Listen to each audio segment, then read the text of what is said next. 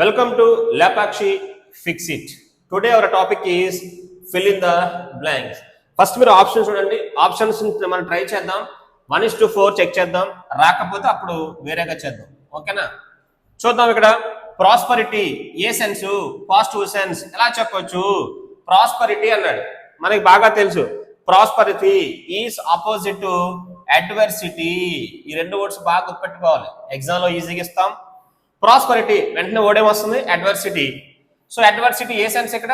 Negative sense. Adversity అంటే ఒక meaning ఏంటి? పావర్టీ. ఒక మీనింగ్ అనమాట కష్టము, డిఫికల్టీ.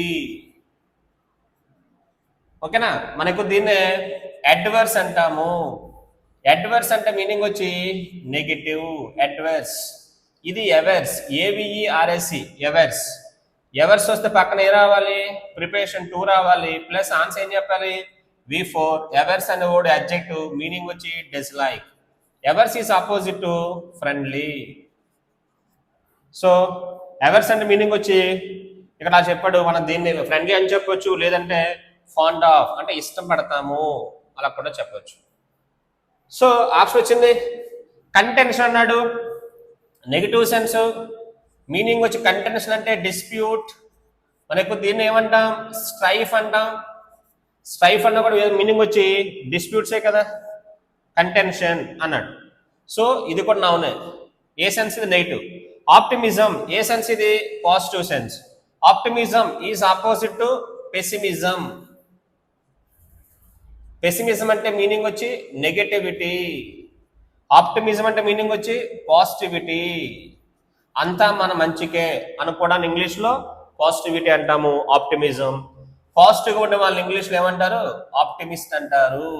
ఆప్టిమిస్ట్ అంటే తెలుగులో ఆశావాది. Is opposite to pessimist. Pessimist అంటే మీనింగ్ వచ్చి నిరాశావాది. Negative sense, positive sense. ఇప్పుడు చూస్తే మనం ఒక పాజిటివ్ వచ్చింది, ఒక నెగిటివ్ వచ్చింది, 2 పాజిటివ్ వచ్చాయి.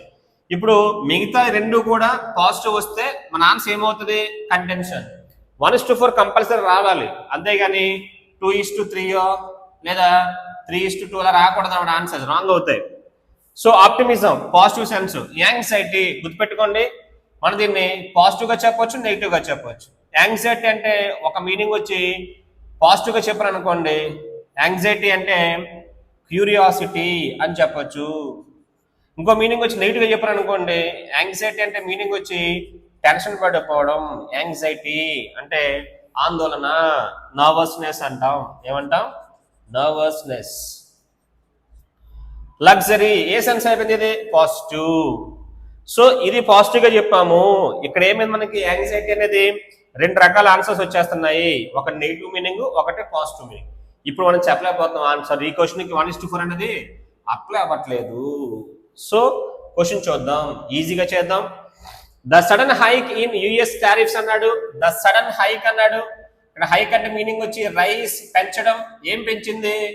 యుఎస్ టారిఫ్స్ అంట on Indian sea food exports. మన ఎక్స్పోర్ట్స్ మీద ట్యాక్స్ ని పెంచింది. ఇక టారిఫ్స్ అన్నాడా? టారిఫ్ అంటే మనం ఎక్కువ మీనింగ్ ఏం చెప్తుంటాం? ట్యాక్స్. ట్యాక్స్ ని పెంచింది.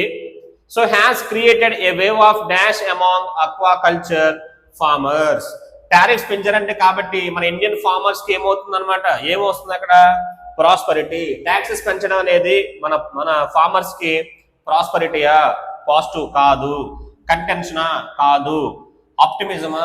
ట్యాక్స్ పెంచితే లాస్ అవుతారు కాబట్టి అక్కడ ఇది ఆశావాదిగా ఉండదు. Best option anxiety. ఎందుకని? మీనింగ్ వచ్చి టెన్షన్ క్రియేట్ చేస్తుంది, నర్వస్ అవుతున్నారు, భయపడుతున్నారు. The best option is anxiety. Luxury మనకు తెలుసు, మనకు దీన్నే డీలక్స్ అంటాము. డీలక్స్ అన్న, లగ్జరీ అన్న ఇవన్నీ ఒకటే. మీనింగ్ వచ్చి రిచ్ అని చెప్పొచ్చు. సో బెస్ట్ ఆప్షన్ ఇక్కడ D. D is the right answer.